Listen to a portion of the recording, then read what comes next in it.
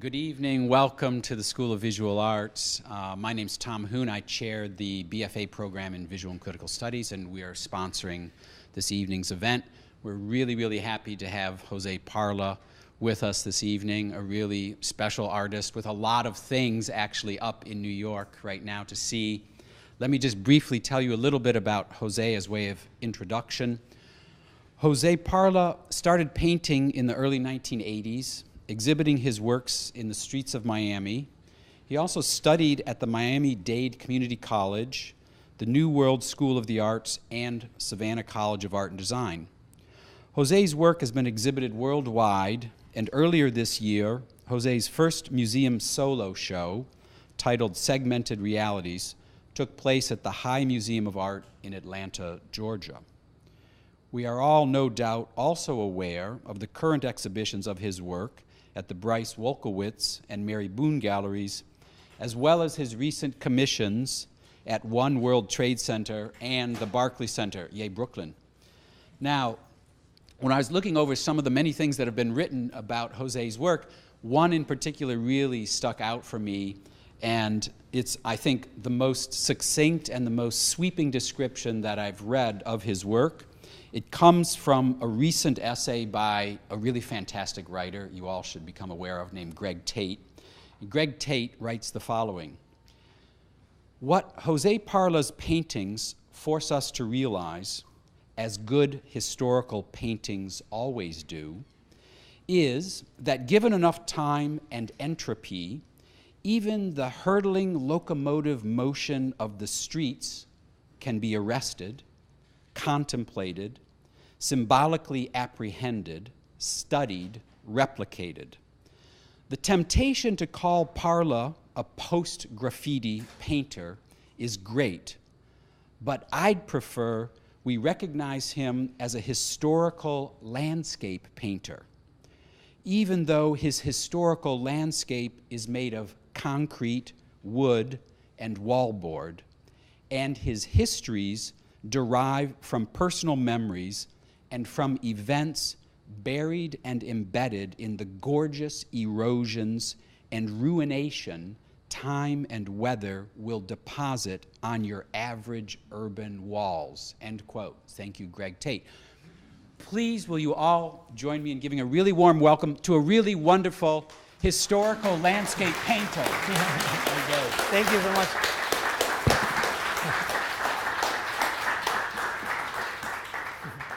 Thank you guys all for coming. It's a pleasure to be here. I was a big fan of SVA as a student. Although I didn't come here, I would come and visit friends in New York when we would drive all the way from Florida, and we would drive from Savannah, Georgia, come and hang out. And a lot of the artists that I knew of my own age were attending SVA, so it's nice to be here. It's an honor. Thank you, Peter and Tom, for having me, and everyone for organizing this.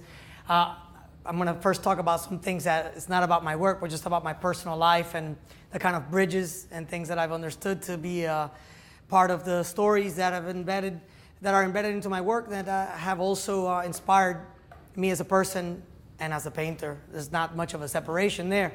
So the photo up here is my mom and dad. They are of Cuban descent. They were born in Cuba and moved to the United States in the 1970s. At that time in Cuba, it was the classic heyday of all the music and, you know, what we've become accustomed to knowing as like the pre-revolutionary Cuba. You have singers like Benny Moré and Celia Cruz, you know, who have been tremendously inspiring in my life and in my creativity because of the energy and the joy. And the reason I bring up music is because it's a huge part of who I am, and there's a dance to my painting, and there's a kind of energy that comes from this legacy of music in Cuba. Fulgencio Batista was a dictator that took over Cuba in the 1950s and was pretty corrupt. He had a lot of connects with the American and Italian mafia. Cuba was kind of like the playground for the Sicilian mafia and the New York and American mafia, so sort of fight for turf. And that all changed when Fidel and Che Guevara came through. And, you know, at first everybody really liked these guys. and they did a lot of interesting things in the revolution, and a lot of people gave them a chance, and you know, that was a big part of why, you know, 3 million Cubans ended up eventually coming to the United States. You know, and a lot of this energy that comes from Cuba and the revolutionary spirit, whether I agree with one side or the other, and at different times, gone back and forth, and finally just disagree with everything, that energy is still embedded in who I am as a person, and what I do with my work, because it's really important to show that. In the 1970s, I was born in Miami, and before I knew it, I moved to Puerto Rico, and I grew up there for 10 years. In Puerto Rico, I got a real strong sense of my Latin culture and history because, you know, I grew up in a neighborhood that was mostly Cuban, and so in my mind, I was in this kind of autonomous zone that was very Cuban. The music, the food, everything's very similar, the architecture. And I stopped at this photograph because it was one of the first structures that captured my imagination because of the age. And I remembered this, you know, since I was a little kid. I remember always going back. This is the fort of San Juan, which is El Morro, it's called. And, you know, they have this in Cuba, Cartagena, Colombia. It's the Spanish fortresses that sort of held the English and the French back from fighting, from taking over these countries as the Spanish took control. And it remained in my psyche for many years because I was always interested in time and time passing and texture and history. And walls was something that I felt told that story in a sort of psychogeographical way. But it remained really in my subconscious because it wasn't until many years later that I would really revisit that. I moved back to Miami when I was 10 years old, and it was the time when the Mariel boat lift was happening. And for those of you that might not know about the Mariel boat lift, it began when the Peruvian embassy opened its doors to a few people to get their visas to leave Cuba at a time when people weren't allowed to leave Cuba for many, many years. At that time, you know, people started breaking through the embassy fences and making a huge, you know, protest of not being able to travel out of Cuba for so many years. I mean, this is in 1980, and prior to 1980, the revolution was in 59. So you can imagine it was, you know, 30-something odd years that people weren't allowed to travel. And by that point, 350,000 Cubans left Havana by boats, and family members from Miami who had exiled in the 60s had gone to pick them up, and, you know, a lot of people died at sea. It was a really difficult time for Cuban families. I was coming to Miami at that time when it was like the Miami Dolphins were, you know, playing the San Francisco, the 49ers, and and the Cuban exiles were living under, you know, highways, you know, and there was a lot of crime. A lot of the Cuban jails were emptied, and so it was, you know, it was also the era of, you know, another famous Cuban, Italian actually, who played a Cuban. And so I grew up in this very tumultuous time in Miami, Florida in the 80s, which was very dangerous to be out in the streets, and that's what kids wanted to do, just kind of like go out and explore.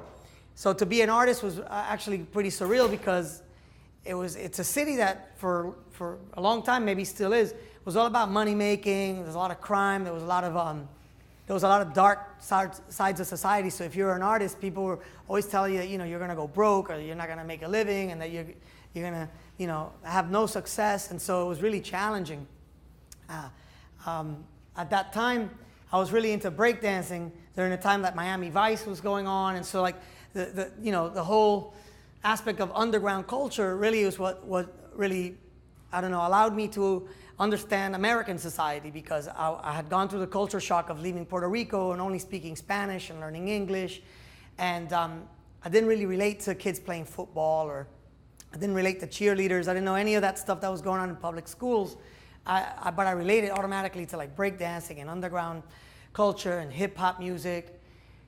And well, it was the time of the Overtown riots, so I found it really strange because growing up in Puerto Rico, I didn't really experience racism because Puerto Rico's tiny and Puerto Ricans are, mixed of all cultures. You have Chinese, Puerto Rican, black, white, Jewish, everything. And so it was just pretty much like we're all Puerto Rican. Got to Miami and it was like people were saying, don't cross 117th Avenue. And so of course I crossed 117th Avenue, I got beat up by black kids. Then the black kids would get beat up in my neighborhood and it was just messed up. And so art really kind of held it down for me. That was a big drug bust. That was another thing you saw on the news like every day in Miami. So drugs were like a major part of like something I tried to avoid all the time because there was so much violence that was going on. And so imagine being an artist and everybody else is like the opposite. It was all about gold chains, cocaine, crime, By 1986, I got shot and I was hospitalized and I almost lost my foot. And the only thing that kept me going was thinking about art. And I bring all this stuff up because it's my personal story, but also because there's, in every one of us, there's all these things that we must overcome. And I think being artists, it's almost a duty to overcome those things and to share those things and to be able to show resilience and share that message. Then, I was breakdancing for a really long time and writing graffiti. And at that time, anyways, we didn't call it graffiti, so it was kind of like a thing that became a challenge to be able to successfully become an artist and not be pigeonholed into that. But I took that culture on really strongly, and I was influenced by what was going on in New York in the 1970s and 80s and all the train painting, and I would come back and forth from New York to Miami, Florida. And I was known at that time under the name Ease, which was a nickname that was given by my big brother. And at that time I would keep tons of sketchbooks. I was already painting canvases, but I would sneak out of the house to go and paint with my friends and paint walls, paint trains. So I got a lot of training and being familiar with paint and the elements and painting fast because you had to get things done and you had to kind of make it look as beautiful as possible so that the next day people would see something very impactful. This is one of my black book covers where I wrote the names of artists that I was painting with, in those teenage years. But I chose this photo because it's kind of like one of the first times I'd made a list in black and white that is kind of like this style of my work that became diaristic that you'll see later on in the work, where I wrote tons and tons of layers of writing in black and white. And this is what the inside of those books would look like. So it was very colorful. It was the opposite. And it was a style of, what we call piecing, computer rock styles, sketching. So you could see, the interlocking letters, which is kind of like the secret code of writers, where writers would learn the different styles and you would understand each other's style, but the regular person walking by, the passerby, wouldn't understand it. And so it was more like a secret society in a way. We were trying to isolate ourselves and only communicate within each other because we did feel like vernacular. We felt like outsiders, like we didn't belong in a lot of ways. And part of that showed right away in the language. I kept a lot of scrapbooks and sketchbooks, and so here's one that actually I found from 1987 that predates a lot of the abstract work that I did and predates a lot of the textural work that I did because it was a scrapbook and it was made of like a chunk of a wall that I found and I thought it was interesting. I pasted it on my book, and then it has like this kind of monoprint and layering. But for many years I didn't do anything like that, but this was an interesting kind of experiment. I'm here with my friends. I'm the little kid on the top of the wall, and I was painting the final background upside down. We didn't have ladders and stuff. And I won a scholarship with this ink on board piece called Graffiti City, which is like the downtown Miami. And I got a full paid scholarship to Savannah College of Art and Design. There's Savannah there. And it was a real different atmosphere. It was really quiet, beautiful trees and parks. So I was going nuts because I was like, wow, it's too quiet here. And, there's the painting department. Then I went to Atlanta, Georgia, where I had my first studio and my first gallery show, and that kind of started my understanding of the kind of gallery world and where I was going with it. This is a painting that is one of the first paintings that I did that had these kind of collage elements and writing and textural elements and layering of walls. So it's semi-realistic, semi-abstract. It almost feels like this kind of idea of like a segmented reality, as if I had just snapped a photograph of an actual wall, but it was all being made as a painting. And the idea came from just seeing so many walls and so many places that I had painted with friends or I had done for years that were ephemeral. They eventually disappear. They were being erased by the city, or they were being painted over by other artists. So everything was ephemeral. It didn't last. So I wanted to make paintings that sort of arrested those aspects of fragments of walls in society. And so this is one of my first studios. You can kind of see here the layered calligraphic works, some of the earliest ones where I was doing like diaristic writing. And then I moved to New York at that point. One of the first things I did when I got to New York was I arranged all my materials in the kind of cityscape. And it's funny because this is the World Trade Center, the Twin Towers and the Empire State Building. But for some reason at that point, I put a little Cuban flag on top of the Twin Towers.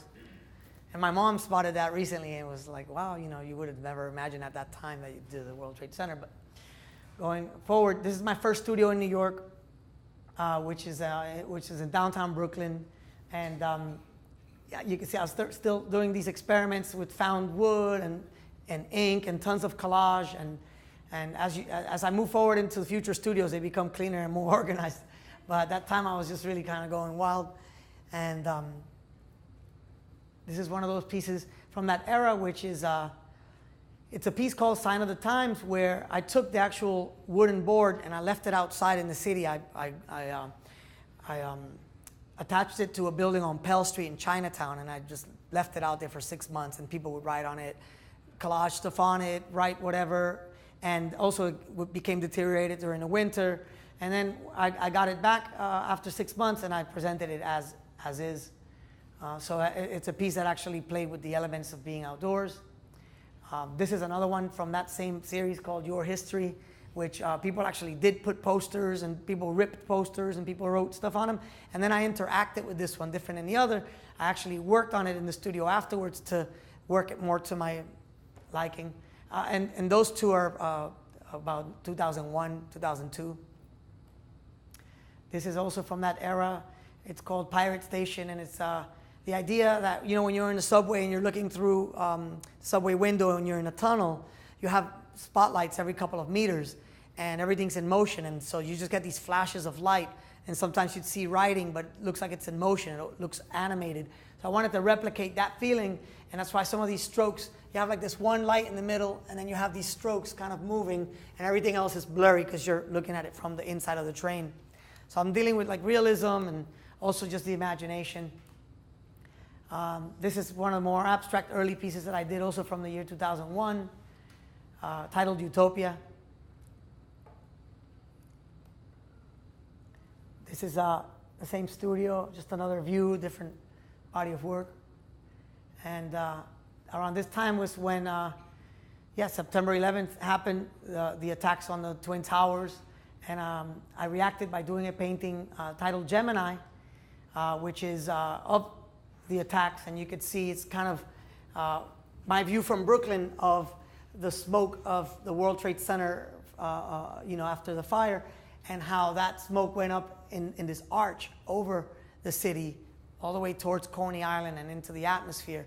And it was a very dark piece because of the dark times, and I wasn't really sleeping very much, so I kept painting on this surface, and I became very ill. I remember, like, towards the time that I was finishing this painting, I ended up in the hospital. And it's just, I'm one of those artists where, everything that I do is reacting to the times, and it becomes very, very real, very emotional. And at that point, I realized that I'm interacting not only with the city, not only with walls, but somehow politically interacting with the sign of our times. And that was one of the important pieces that I felt I did at the time, which exhibited finally in New York and then in Paris. I went to London right after that, and I started this relationship with Europe. It was the first time I had gone over there, and did an exhibition there titled Adaptation Translation, and did this piece at the very end, which was a kind of piece that dealt with the sounds of the city. and a diary, and these calligraphic pieces that led you into it. That was an installation at this place called Elms Lester's Painting Rooms, 2002. Then I went to Japan for the first time, and I explored ceramics, where I learned how to do a type of ceramic called bisenyaki. Bisenyaki is a natural earthenware clay that nothing gets added to it. There's no resins, or there's no glazing. It's all just pure mineral earth. So I decided to do these tablets that were sort of resonant to the original inscriptions of pictography from Mesopotamia and other parts of the world, ancient tablets, but I wanted to do the inscriptions of my style of writing that is contemporary. And so this is kind of one of the pieces from that time. There's another one. And in Japan, I started doing these calligraphic pieces that were inspired by their brushstrokes, by Asian calligraphy. And I didn't want to just do like a normal red or black ink. So I found someone who was making natural pigments. And I was doing drawings and calligraphy with only water and throwing the pigment onto the page, and it would only stick to what's wet. But if you saw one of these in person, and if you guys go to Bryce Olkowitz Gallery on 24th Street, there's two pieces from, newer pieces from this series, where you could see in detail, tons and tons of detail in each stroke. It becomes kind of like its own universe. So it's a way to capture the style of writing and put it in a setting of traditional calligraphy. And then this is Havana, Cuba. I had never been to Cuba until I was 24 years old. I went to really try and meet the family that was left there. I never met my grandparents and any of my family that was there. My grandparents had already died, so I wanted to go and explore Cuba and also meet whoever was there so I could kind of get a better sense of self. And I was just impressed and amazed of the layers of the city. It's a pretty big city. And because of the conditions that it's in, all the walls show you tons and tons of its history. And there's new architecture, well, new in terms of like modern architecture in the 60s that is contrasting this, colonial and earliest 20th century architecture. And a lot of the walls are exposing all these layers and colors and scratching and history. And so it was like a really huge point of inspiration for me to be able to start working with these kind of like really heavy textures in my work. I feel like after this trip, my work really grew and expanded into very textured, very heavy, very dense pieces. So you start to see a lot of these kind of like shapes and dimensions showing up in the painting because of that trip and because of what I saw on the walls there. This is another wall in Havana. I mean, you see stuff like this in New York, but Havana has like a whole different dimension because it's an older city. And so I came back, and around that time, I had met Bryce Olkowitz. We had done a prior show to this as a group show, but my first solo show was titled Walls, Diaries, and Paintings, and I took over the hallway of the gallery as an installation that went all the way to the ceilings of a kind of alleyway, plastered with texture, posters. But the one thing that I did different was I found a telephone, a public phone in the Bronx that had been totally mutilated and shot up, and I took it and I inserted a little iPod, an iPhone that you could call, and you could pick up the phone like it was my phone. You could hear my messages. I gave you access to my world. You could hear music, anything. So if you knew about it, you would go there and do it. If you didn't know about it and you happened to pick it up, somebody would be on there. You could press numbers and get into my answering machine. So it kind of let you become more close to me and personal. And there was a secret door so that you could see it from another angle when you walk through. And there's one of the calligraphic pieces as well, juxtaposed with one of the more diaristic pieces. And then this is another part of the installation. These pieces are more, when they're layered like this, it sort of reminded me of how memory might be stored in the back of our minds. Just all the memories and lives, stories of our life that we've lived, how they might be stored. And so I write it layer upon layer upon layer, but in a sense, although it's my own personal story, it's so abstract that it can become your own personal story as the viewer.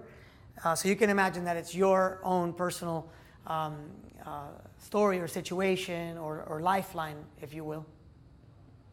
This is another exhibition that I did in Los Angeles where it was titled Character Gestures. And the concept of character gestures came from this idea that there's this kind of theater going on in my paintings, and that a lot of the mark making in the paintings, like you've seen in some of these kind of marks, could be made by other people. So it's not just me, but I'm imagining someone walking by and tearing a poster, putting a poster up, writing something, tearing something, marking something. So I imagine that every time I attacked the piece, the composition was just a fragment of a place, as if you were photographing it through a viewfinder. So you'll notice in a lot of the paintings, there's never a composition that keeps you inside the frame. Everything comes in, everything goes out. So it's just like a small fragment of something that is much larger. And at that time, I introduced my first sculptures made of cement, which were kind of like, there's these sidewalk pieces, but they're also like tombstones in a sense, because they're kind of encapsulating the story. And I imagine that at this point somebody had kind of dug up the sidewalk and put a pipe and then recovered it again, and when it was wet, someone, you see it all the time, you see people inscribing into the sidewalk. And I wanted to present that along with these other sculptures that were soft sculptures made up of painter's rags. These are the rags from my studio that I use to paint and also scrub the surface of the painting. The way that I do staining or the way that I sand the pieces sometimes is by dry brush or by dry rags, but it ends up accumulating on these rags, and there's like tons and tons of them. So I started photographing them, and the act of photographing them is what made them into these sculptures. And they resembled to me like body parts, almost like a shoulder or your elbow or like the parts of your body. So these are very much an extension of me. So they became these very physical pieces, not only because they're sculptures, but also because of what they represent. This piece is titled Cyclone's Capsule, and it's one that I dedicated to Cy Twombly when he passed away. And a lot of the colors are samples directly from a series of work of Cy Twombly's where he used these greens and terracottas. And the idea of sampling really comes from hip-hop music, just the way that like Eric B. and Rakim would sample James Brown. For those of you who don't know about who those artists are, I mean, it's part of hip-hop culture. How it all started was by the younger generation was listening to the records that their parents had and sampling that and recreating their own music. So for me, Cy Twombly was a big influence, because at painting class in Savannah, because I was bringing in this street element and this like very hip hop element, a lot of the teachers didn't agree with it. It's different now, but in the 1990s, it was kind of like a zone that you didn't go into, because the school kind of wanted you like to perform in a sort of classical sphere and like focus on your fundamentals. And I was doing the fundamentals and I was doing them pretty well, but then I was going right into doing more of my abstract work. And one of my teachers said to me that, that didn't belong in school, that it was trash. And so I ended up walking out of there and ended up in the school library. And that's what leads you to this painting. That library had a photography show, a black and white photo show of Robert Rauschenberg's New York street photographs. And one of those stood out because it was the only interior photograph of a studio that Rauschenberg and Cy Twombly shared. And so it led me to understand these artists better and do research about them. And I went through the school library, and I got myself all these books, and I armed myself to go back to the class. And I dropped all the books on the teacher's desk. And I said, how come you didn't tell me about these painters? And it was Joan Mitchell, it was Cy Twombly, Antoni Tapies, Aaron Siskind, all these really important artists that were all urban artists in a sense, but they weren't pigeonholed that. They were pigeonholed as abstract expressionists, but they were thinking the same. They were living in Soho. They were, they're the reason why Williamsburg exists, or like that kind of loft style, because they were poor, they were working real hard, and they weren't accepted in their time. And so for me, it's important to share that with you, because you have to go and arm yourself with history and challenge your professors. Sorry, guys, but you probably want that anyways. And so this was kind of a big part of my life. And then this is another part of that installation where I juxtaposed the hanging sculptures with these monotransfers that are actual paper pieces that are pressed onto the wet surfaces of the paintings and peeled and repressed while different paintings are wet. And so I'm using the papers as a tool to transfer paint around, but at the same time they become part of the documentation of the process of the painting, because I thought that with this show I would expose to the viewer the making of the work, but not through a video and not through like photographs, but through actual objects that you could follow the color from this to a painting, from the rag to another painting, and how these could be kind of the children of the paintings, and you could understand the process a little bit more in a tactile way. This is one of the monotransfers. This is a painting from that show. It's a more monochromatic piece. This time I was being commissioned to do the Brooklyn Academy of Music's Bam Fisher building, and I did a painting that dealt with gesture and performative dance, and it was a way to kind of connect to the history of Bam. And so when you walk in, you see this piece that's all about movement, and when I painted it, I was able to paint it on location. I would run back and forth from end to end of the painting, and it reminded me of the size of a subway train, and also kind of a subway station because of these columns. And so I wanted to capture that energy of the history of where I'm coming from with painting, but also connect it to the history of dance and music and performative aspects in art. Then I went back to Cuba in 2012 to do the first project I would do there with my friend JR, who's are you guys familiar with JR? He's a painter, a photographer and filmmaker, and we did I'm gonna play a little video for you guys. It's a project called Wrinkles of the City, where we did 20 murals around the city of Havana during the biennial of massive faces of elderly folks, like grandparents, really random folks that we found around the city. And we wanted to tell their story by comparing the wrinkles of their faces to the wrinkles of the walls and the textures in the city. So.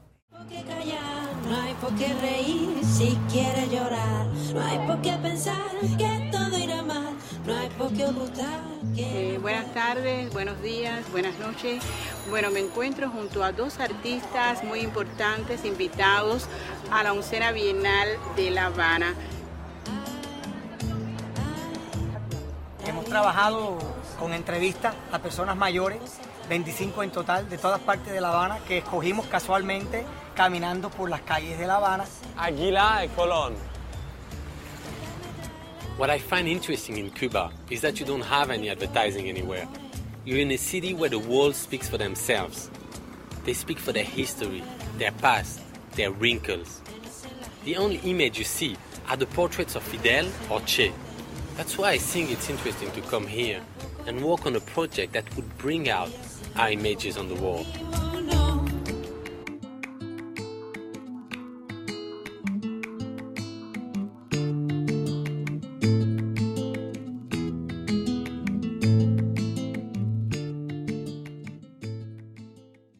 So unlike what we're used to, in the Western world, in Cuba, there's not one single advertising at all. So no one's selling you shampoo or sneakers or a car, anything. So when you walk around, actually, when you get there, you kind of get this peace of mind and this silence. But you do see a lot of political propaganda, a lot of like the kind of revolutionary posters and murals, the revolution and things like that. So people are accustomed to that. So suddenly we start doing these massive walls. I mean, you can see how big they are. And we did 20 of them throughout the city in the most visible places. And the public was just astonished. They're like, what's going on? Who are these people? What are you doing?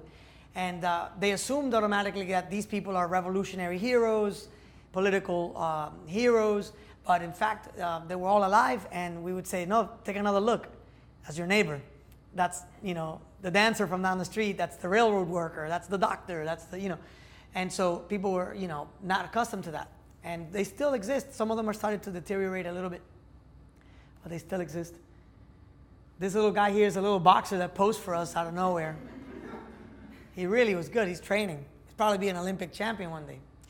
And then this one we did by hanging from ropes. I mean, it was pretty incredible to do this project because, first of all, you're in Cuba and nothing works. There's no art stores. You can't get materials easily. There's no Home Depot. So you have to, we sent a massive, container from Paris all the way to Cuba. We were going to do it from Panama. That didn't work out. Canada didn't work out. So we went to France because GR is French. And we filled the container with ladders, scaffolding, paint, everything under the sun, cameras, everything. And we shipped it to Cuba. And we're lucky it all worked out. But then we hired local workers to help us do everything. We even found guys that are like mountain climbers who helped us hang from buildings with ropes. And it was incredible. It was an incredible experience. I came back and I ended up doing the... I was commissioned for the Barclays Center entrance, which is a work in progress. I did a painting called The Diary of Brooklyn, which you see me working both at a studio and then after install, I finished it on location. And it's a painting that pays homage to the borough of Brooklyn, musicians, artists, and all kinds of folks that have come out of Brooklyn. And it's the entrance piece. This one and BAM were like the kind of pieces that were happening at the same time in 2012 while I was back and forth to Cuba and Brooklyn. That sort of cemented this kind of architectural collaboration that I've been doing now, that I'm also now continuing to do with different architects, and kind of opened the doors for me to do more public artwork, which is kind of going back full circle to where I come from, because I started out painting in public and painting out in the city. And then, I was always concerned with, because, in the 1980s, doing works out on the city, you were a vandal, and so you weren't accepted by the system.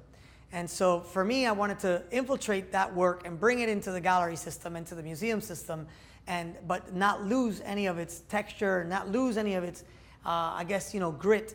And so that was a really major challenge. And now it's funny because now society has changed and we become more accepted. I always say we because I'm kind of like part of like this group of artists. But we become more accepted, but at the same time, there's always the challenges on how people view what your work is. And I've always chosen to, define myself rather than let other people define me. And it's really rare that someone like Greg Tate can write something so eloquent that you really agree with, because most of the time you don't end up agreeing with. But this is one of those pieces that really kind of changed my life. And then I ended up in London after that, working with a gallery called Honcha Venison, which I ended up showing a whole new body of work in 2013. This painting is titled Day and Night in London Town. And the work became more abstract. I had just come back from a trip to India, which was really inspiring for me to be able to kind of dive into the colors there and the textures of the city there, and a kind of new, interpretation of other people's spirituality and politics. And so this show is really diverse in terms of like where I was coming from at that point in my life, and also continuing on to do this kind of like sculptural, soft sculptural work. I devised this kind of system of ropes with these painter's rags that resembled a kind of stage, and so you could come up the stairs and see them from below and see them from the side on this room. I went to Japan during the time of the Tohoku earthquake, which devastated most of Fukushima and Sendai, and was very difficult for Japan, but for the world as well. And I did a painting called Nippon, which is the Japanese name of the country Japan. And it's the first circular painting I ever did, which when you hung it on a white wall, it's the Japanese flag. And with this painting, I was able to raise funds to help an organization that was raising funds to move families out of the Sendai area. And now it's in a museum called the Pola Art Museum in Hakone, Japan. This is an exhibition at the Yuka Tsuruno Gallery in Tokyo. And this is a painting that I've made there in Japan in a residency called Haru Ichiban, which means the first wind of spring. And it was interesting because I was painting at this art center that's right next to the water in the Tokyo Bay.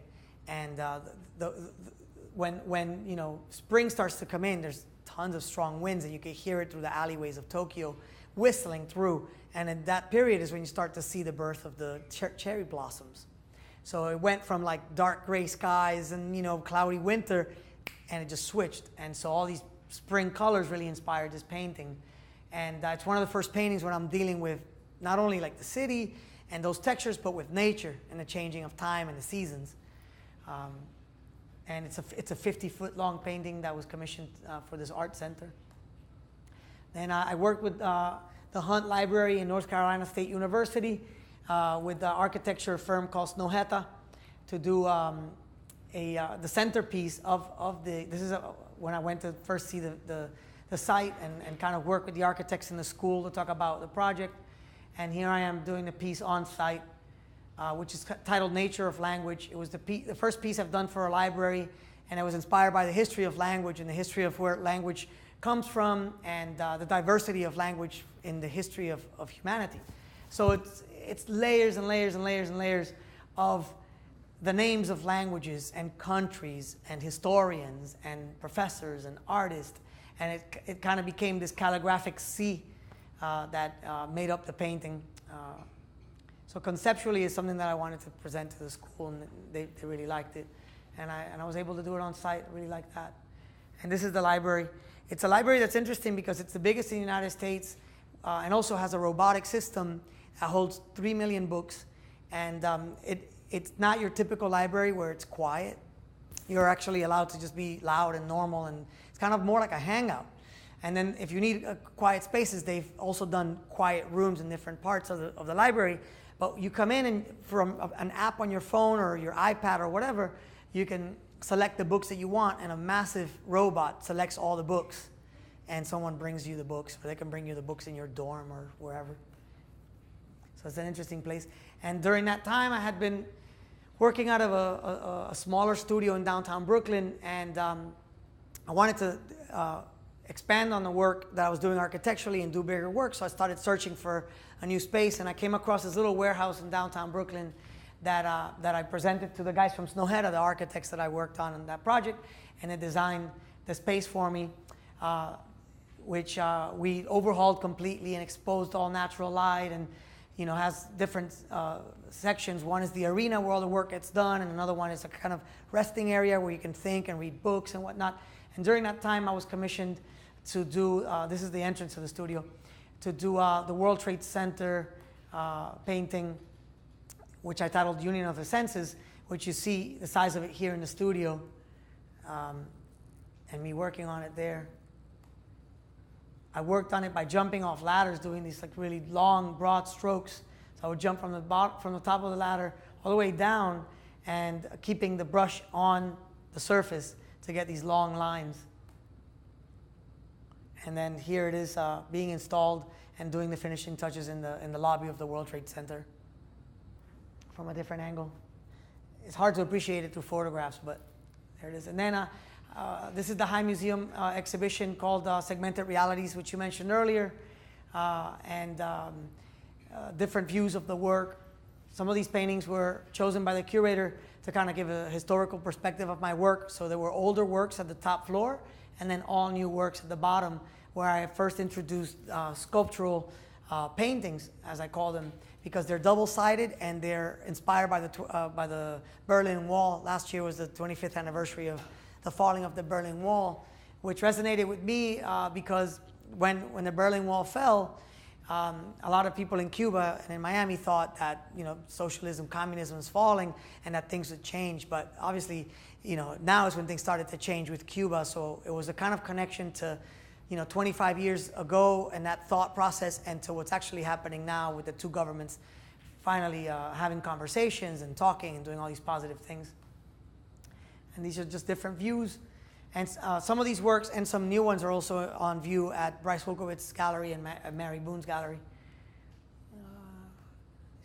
And then I did new works that actually traveled to Cuba on the Malecón, which is the sea wall in the downtown area of Cuba. It's the wall that divides the sea, north being like the United States, and then the city of Havana. The Havana Biennial chose 40 artists to interact with different plazas throughout the whole city. And I was able to do new works that resembled this kind of Berlin Wall, which is kind of controversial there because they don't want you to talk about the Berlin Wall falling there. But it was just really obvious and people talked about it and it was interesting. And then I made new works for the standard Highline Plaza, which are still up here in New York. And if you guys are down in that area, it's not too far from here. It's on 13th Street in Washington, next to the Whitney Museum, so you have an opportunity to check both out. The difference with these and the previous works is that these, although these were made for outdoors, they're made of wood. They were only made to be outdoors for a shorter period of time. These I experimented with foam, polyester resin, epoxy resin paints, and steel framing inside. So these can actually last outdoors for a very long time, you know. And so the idea behind that is to make more permanent pieces that look like really old parts of buildings. And then the most recent shows, I'll just give you a little snippet of what's at Bryce Kokovitz Gallery and some of the installations there, and also at Mary Boone Gallery.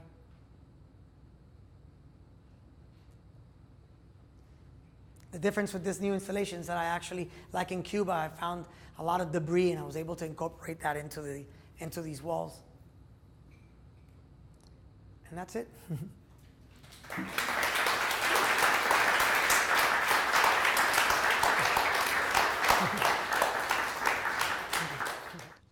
How did you find the courage to do what you do? As in, were you worried about job security, and how did you manage?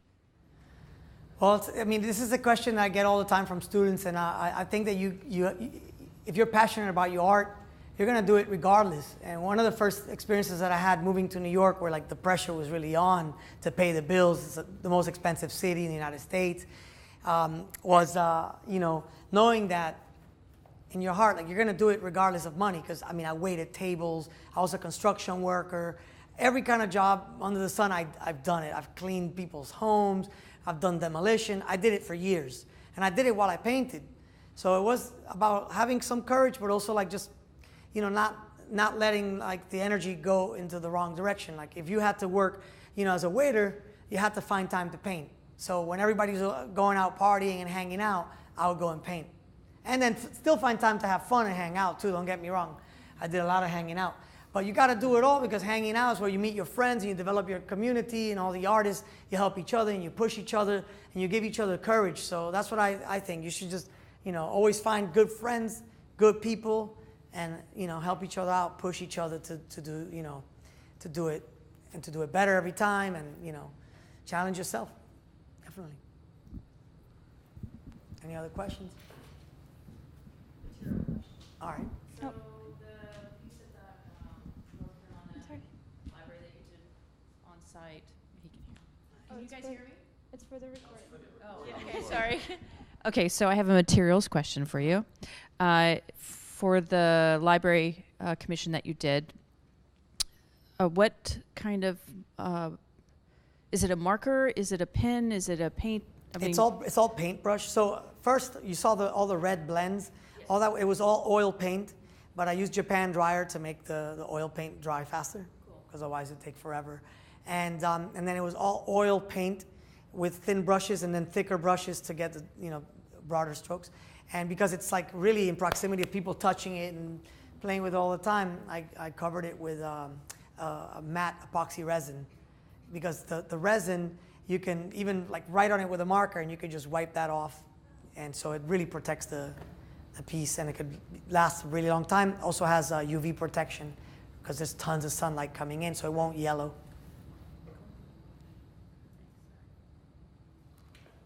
Anyone else? All right. Do you find that it's integral to incorporate your background and what you know of your heritage into your art, or is it just something that's always kind of found its way into it? It's a good question. I don't think it's integral for every artist. It's been integral for me because there was a certain struggle that was attached to my work, that it was about survival. And so the work, every step of the way, has been there in a kind of you know, supportive way, to allow me to get through like really crazy passages. Like I explained about Miami being such a dangerous place. You know, there was so many kids that I knew my own age were all hooked on drugs. There were tons of people died, went to jail. It was a, you know, a situation where art, for me, was a sort of, you know, a savior. So I incorporated it because also I saw the challenges in society where there was a group of, you know, large group of people around the world just like myself that were being told it wasn't art and that it wasn't good and that it came from, you know, bad roots. And so we were just good kids, like, you know, with, you know, I guess coming from neighborhoods that had terrible educational programs, with very bad art schools, with all that kind of stuff. So for me, it was integral, but I don't think it's integral for everybody. I mean, and I've done tons of other, you know, ideas and works that don't necessarily deal with just, you know, this kind of urban texture, but you know, and less, and more so now. I think now I'm kind of making this departure, and I'm having to find more courage to sort of like step away from what I know or my comfort zone and do new things.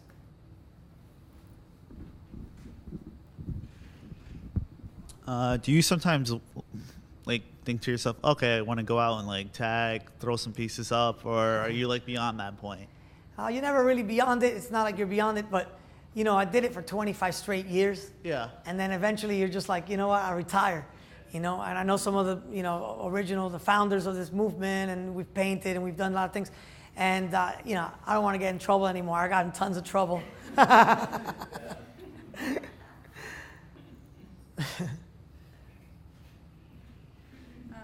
Do you find yourself still, because for me your work has such a strong like sense of your surroundings and your physical space, and going along with that question, do you feel the same energy when you do show in a gallery or in like a set space, or is it more free for you or less free now?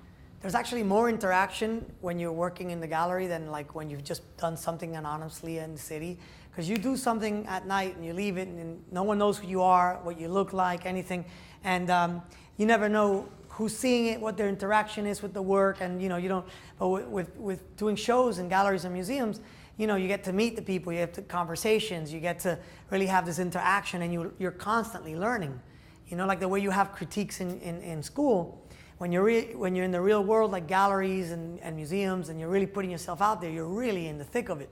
You're constantly getting a critique, real life critique, and so you're learning intensely.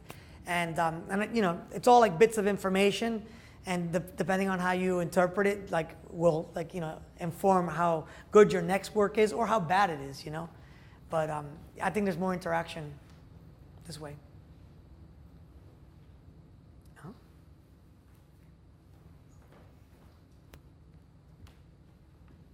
Next time you get every person on a microphone. Yeah. Great. Thank you so much for your talk. It was really fascinating to watch your visual history journey. I wanted to ask a question about Sign of the Times, one of the first pieces that you showed. And it was probably the only piece I saw in your whole slide deck where you kind of played this role of curator, as opposed to, like, you really just decided to let that piece do its thing out in the world, and then you just decided to show it as is without any sort of interaction with it. Can you talk us through like the decision-making process to do that? Sure. Well, that piece, Sign of the Times, the reason I decided that is because right around that point, I had been doing these kind of works, but they were more like replications or kind of interpretations of places that I had been to. Sometimes I would collect like chunks of posters. I would bring back posters from London or from Italy, and I would incorporate those as collage in my work. And during a trip to London, I was at the Tate Modern Museum, and I came across an artist called Jacques Vieglé, and across from him, another painter named Mimo Rotella. They were part of a movement known as Nouveau Realism. And they were going around the city, like Rotella, the Italian, would go around Napoli, and Vieglé in Paris. And there was a third one called Raymond Ain. They would go around and tear huge billboard posters off the walls and show them as is. So I thought, wow, you know, I've been doing this, but I've been going about it in a way where it was about replication or interpretation. And theirs was different because they were actually reassembling their personal. They broke away from Nouveau Realism, and they became known as the affichistes, and kind of like assemblage right? So they were assembling these big chunks that they got from walls and using parts that were as is, but reassembling them. So I took it a little bit further and I just let it happen and let the weather deteriorate it and you know, become brown and get dirty. And then I just showed it as is. It's a kind of like historical context connection to these artists that were another part of my influence. I mean, for me, the context of knowing history is really important. And I think you all should really think about history all the time, is because they're just weapons that you use to arm yourself in conversations because you will always be confronted by people who, you know, are going to challenge you. And the more history you know, first of all, the stronger your work can be, because then you're going to understand where the root of something is coming from, but also where you can take it from slightly different, you know, because originality is a kind of questionable thing. There's not that much original things in the world, and that's okay. Like, I think a lot of pressure that we put on ourselves is like, I gotta be original, I gotta be like one of a kind, and that's good.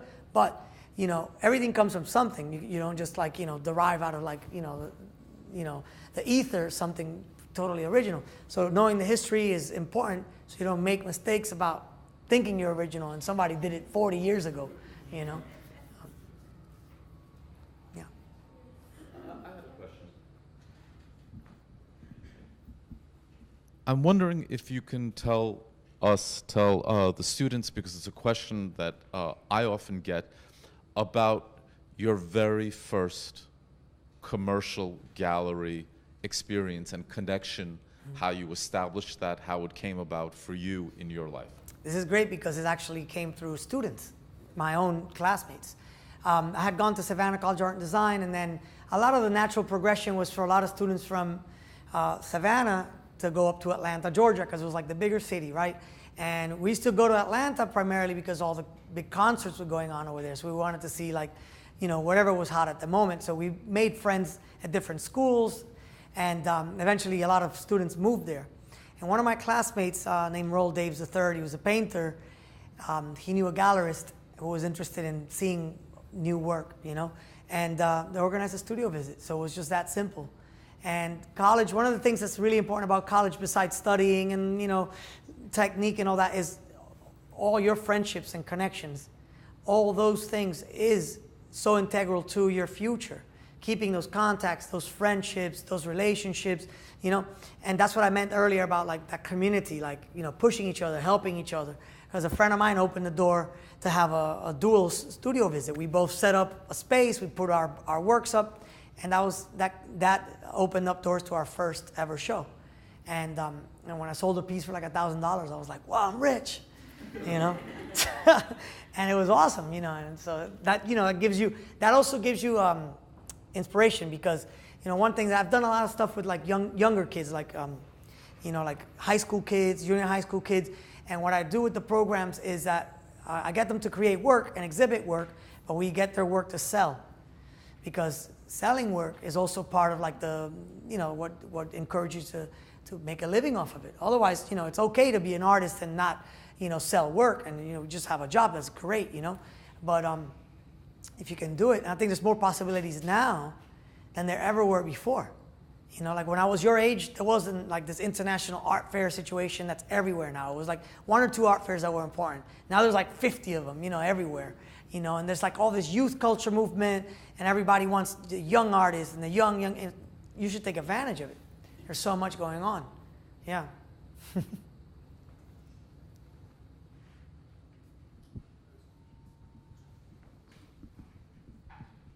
So in connection with that, I know that decay and sort of like this look at deterioration is a big aspect of your work, and it seems like you're also playing with not only the traditional art materials, but also, you know, posters and, you know, things that won't be as permanent. Mm-hmm. Has there sort of been a push, or is that something you struggle with, you know, now that your work is more on a commercial level? Is that something that's brought into question, or how do you deal with that, you know? You know what? It hasn't really been something of an issue for me. I'm still making works that I'm really passionate about that deal with these kind of issues that are political, or, you know, a lot of the deterioration in the work, or the decay aspect of it. It comes from the idea of neglect and the kind of neighborhoods that are more neglected versus others, you know.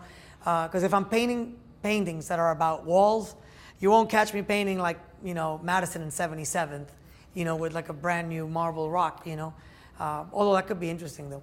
But, you know, it's like the new work right now at both galleries plays with the conversation of what's going on politically between Cuba and the United States. But there's random pieces about Puerto Rico, there's random pieces about New York, and the conversation that I'm having in my life and how it ends up in the work. And so it's just a continuation of where I started off.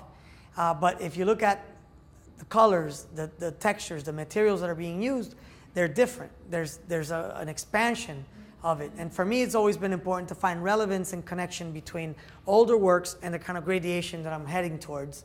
And it's a slow process to eventually end up in somewhere completely different. Thank you. Yeah, thank you. Thank you very much for an impressive and encouraging presentation. And my question is for you. What is the relationship between your works and the society? And did you think that your works would change some parts of the society? I think not only that, her question for you, for those of you who couldn't hear her, is what are my connections between my work and society, and would my work, or does my work change society in any way? Is that your question? Yeah. Does it have the power to change society in any way? Yeah. I think art has tremendous power. You know, all types of art has incredible power.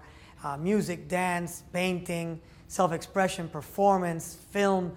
You know, without it, we have a gigantic desert, desolate of any kind of love or purity. You know, art is the most powerful tool that we have to change society. You know, art, you know, has inspired architecture, politicians. You know, so you know, you might think that you're doing an abstract painting, but you never know. Like, you know, who's this young kid and what that young kid grows up to become. Could be the next president, could be the next, you know, pope, and they'll eventually have been, their work has eventually changed because of the power in your art and what you've done, or an actor does in a play, or a song does for somebody. So when you're making art, you have to be conscious that you have power, and what's coming from you is just as important as what has come from artists in the past, or, you know, anyone else. And that's the power in art, that we can straddle, you know, all kinds of parts of society as well. Like, I still hang out with homeless people in the street that I'm interested in talking to, and I've been in the room with presidents of different countries and had conversations. And that's the thing about art that I think is really powerful, is that you can intersect all these avenues and have those conversations and share an experience with someone who's powerless and bring that to someone who's powerful, and intersect those avenues and create something of awareness. Welcome. I get to ask the last question. First of all, thank you very much, Jose. It was a wonderful talk. But I have to ask, because I was thinking about throughout the presentation, which is the relationship between image and text, which is such an important dichotomy for lots of artists these days. And one of the things that I find so vibrant in your work is that you look at the city, and the city doesn't sort of ask you to make an image of it. The city asks more that you write something literally on it, or write in such a way that you're replicating it. I never before had that thought that, well, out in the country, the way Greg Tate was writing about historical landscapes, the country sort of, it more automatically asks us to envision it as an image. And the city, in some ways, though there are lots of artists, think of Hopper, for example, who look at the image and want to make an image, and look at the city and want to make an image of it. In some way, it seems more kind of natural, in some way, more urban, to look at the city and respond to it textually, which is why I found it so interesting that when you went to Havana and didn't see much writing on the wall, you decided to put images up. Well, the interesting thing about Havana is that they don't have spray paint like the rest of the world does, really so accessible. So people scratch on walls with like, you know, rocks or keys. So there's all this like scratching everywhere. So it's more like microscopic. You look at the interesting part about just walls in general, and why I looked at walls in the way that I do, is because, first of all, I was writing on walls, and the walls became my message board. And they are the message board of the world. People, like for example, in Egypt when the revolution just happened, like all the walls were written on with all kinds of political messages, and in London as well, or in Ireland, for the last 800 years, people, wrote all kinds of, messages, religious messages. It's always been part of our history. And so also, as far as you can go with the cave paintings, it's the first, paintings that were ever done were done on walls. So it's just in our psyche, who we are as humans. So I always wanted to make those connections to the history of humanity and the history of painting. And so I was just compelled to do the connection between writing and also image making, because I'm a writer. I come from being a writer. And all the calligraphy and all the writing, it was about emotion. Like writing doesn't just, it's not just writing your name, but it's writing your name with style. It's writing your name with a kind of finesse and a kind of flow that was meaningful in a way. So even if it wasn't readable to some people, there was tons of meaning compact into it.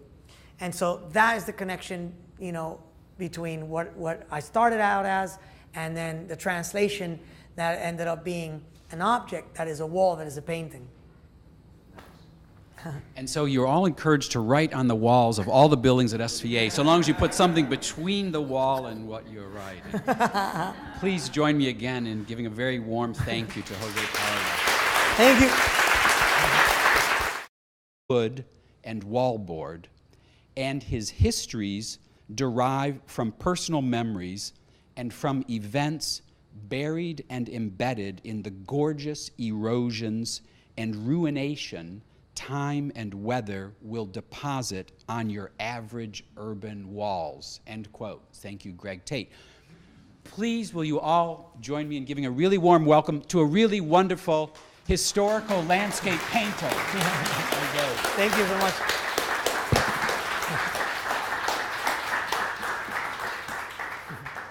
Thank you guys all for coming.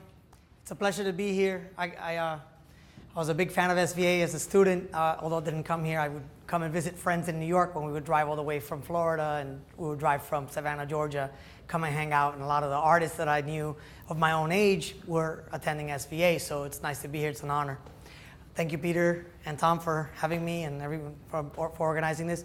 I'm going to first talk about some things that it's not about my work, but just about my personal life and the kind of bridges and things that I've understood to be part of the stories that are embedded into my work that have also inspired me as a person and as a painter. There's not much of a separation there. So the photo up here is my mom and dad. They are of Cuban descent. They were born in Cuba and moved to the United States in the 1970s. At that time in Cuba, it was the classic heyday of all the music and, you know, what we've become accustomed to knowing as like the pre-revolutionary Cuba. You have singers like Benny Moré and Celia Cruz, you know, who have been tremendously inspiring in my life and in my creativity because of the energy and the joy. And the reason I bring up music is because it's a huge part of who I am, and there's a dance to my painting, and there's a kind of energy that comes from this legacy of music in Cuba. Fulgencio Batista was a dictator that took over Cuba in the 1950s and was pretty corrupt. He had a lot of connects with the American and Italian mafia. Cuba was kind of like the playground for the Sicilian mafia and the New York and American mafia, so sort of fight for turf. And that all changed when Fidel and Che Guevara came through. And, you know, at first everybody really liked these guys, and they did a lot of interesting things in the revolution. And a lot of people gave them a chance, and you know, that was a big part of why, you know, 3 million Cubans ended up eventually coming to the United States. You know, and a lot of this energy that comes from Cuba and the revolutionary spirit, whether I agree with one side or the other, and at different times, gone back and forth, and finally just disagree with everything, that energy is still embedded in who I am as a person and what I do with my work, because it's really important to show that. In the 1970s, I was born in Miami, and before I knew it, I moved to Puerto Rico. and I grew up there for 10 years. In Puerto Rico, I got a real strong sense of my Latin culture and history because, you know, I grew up in a neighborhood that was mostly Cuban, and so in my mind, I was in this kind of autonomous zone that was very Cuban. The music, the food, everything's very similar, the architecture. And I stopped at this photograph because it was one of the first structures that captured my imagination because of the age. And I remembered this, you know, since I was a little kid. I remember always going back. This is the fort of San Juan, which is El Morro, it's called. And, you know, they have this in Cuba, Cartagena, Colombia. It's the Spanish fortresses that sort of held the English and the French back from fighting, from taking over these countries as the Spanish took control. And it remained in my psyche for many years because I was always interested in time and time passing and texture and history. And walls was something that I felt told that story in a sort of psychogeographical way. But it remained really in my subconscious because it wasn't until many years later that I would really revisit that. I moved back to Miami when I was 10 years old, and it was the time when the Mariel boat lift was happening. And for those of you that might not know about the Mariel boat lift, it was it began when the Peruvian embassy opened its doors to a few people to get their visas to leave Cuba at a time when people weren't allowed to leave Cuba for many, many years. At that time, you know, people started breaking through the embassy fences and making a huge, you know, protest of not being able to travel out of Cuba for so many years. I mean, this is in 1980, and prior to 1980, the revolution was in 59. So you can imagine it was, you know, 30-something odd years that people weren't allowed to travel. And by that point, 350,000 Cubans left Havana by boats, and family members from Miami who had exiled in the 60s had gone to pick them up, and, you know, a lot of people died at sea. It was a really difficult time for Cuban families. I was coming to Miami at that time when it was like the Miami Dolphins were, you know, playing the San Francisco, the 49ers, and and the Cuban exiles were living under, you know, highways, you know, and there was a lot of crime. A lot of the Cuban jails were emptied, and so it was, you know, it was also the era of, you know, another famous Cuban, Italian actually, who played a Cuban. And so I grew up in this very tumultuous time in Miami, Florida in the 80s, which was very dangerous to be out in the streets, and that's what kids wanted to do, just kind of like go out and explore. So to be an artist was actually pretty surreal because it's a city that for a long time, maybe still is, was all about money making. There was a lot of crime. There was a lot of dark sides of society. So if you're an artist, people were always telling you that, you know, you're going to go broke or you're not going to make a living, and that you're going to, you know, have no success. And so it was really challenging. At that time, I was really into breakdancing during the time that Miami Vice was going on, and so like the whole aspect of underground culture really is what really, I don't know, allowed me to understand American society, because I had gone through the culture shock of leaving Puerto Rico and only speaking Spanish and learning English, and I didn't really relate to kids playing football, or I didn't relate to cheerleaders. I didn't know any of that stuff that was going on in public schools. But I related automatically to like breakdancing and underground culture and hip hop music. And well, it was the time of the Overtown riots, so I found it really strange because growing up in Puerto Rico, I didn't really experience racism because Puerto Rico's tiny and Puerto Ricans are, you know, mixed, all cultures. You have Chinese, Puerto Rican, black, white, Jewish, everything. And so it was just pretty much like we're all Puerto Rican.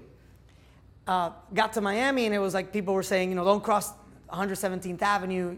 And so of course I crossed 117th Avenue, I got beat up by black kids. Then the black kids would get beat up in my neighborhood, and it was just messed up. And so art really kind of held it down for me. That was a big drug bust. That was another thing you saw on the news like every day in Miami.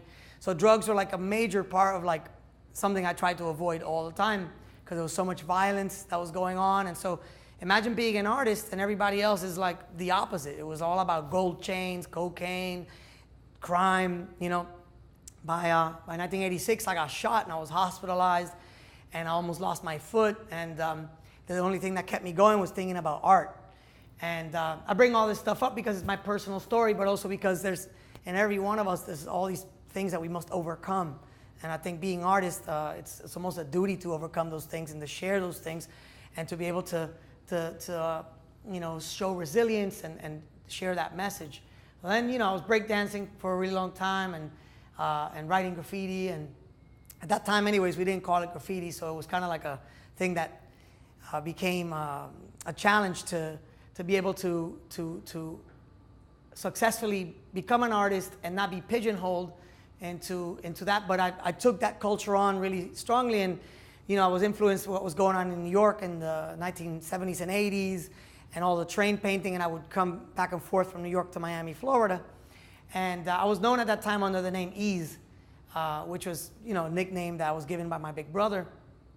And at that time, I would keep tons of sketchbooks. I was already painting canvases, but I would sneak out of the house to go and paint.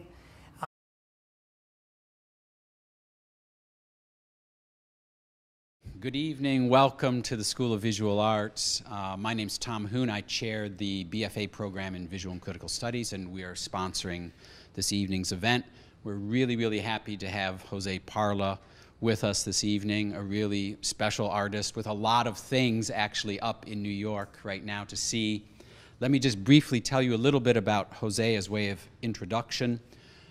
José Parlá started painting in the early 1980s, exhibiting his works in the streets of Miami.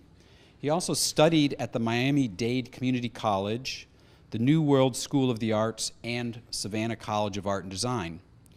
José's work has been exhibited worldwide, and earlier this year, José's first museum solo show, titled Segmented Realities, took place at the High Museum of Art in Atlanta, Georgia.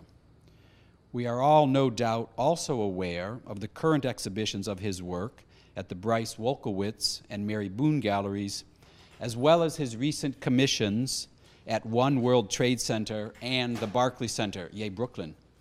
Now, when I was looking over some of the many things that have been written about José's work, one in particular really stuck out for me, and it's, I think, the most succinct and the most sweeping description that I've read of his work.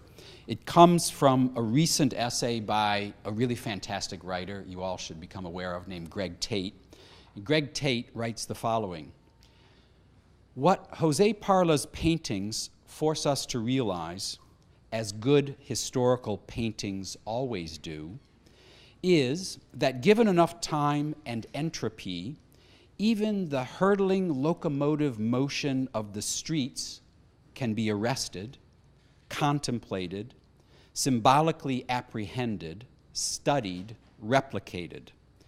The temptation to call Parlá a post-graffiti painter is great, but I'd prefer we recognize him as a historical landscape painter, even though his historical landscape is made of concrete, wood,